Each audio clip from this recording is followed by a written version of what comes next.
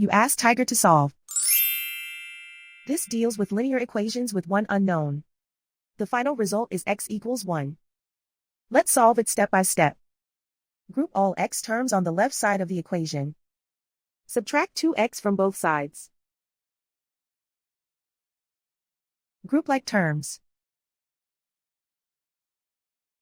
Simplify the arithmetic. Group like terms. Simplify the arithmetic. Group all constants on the right side of the equation. Subtract 4 from both sides. Simplify the arithmetic.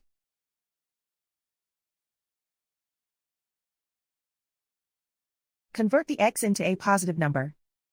Multiply both sides by -1.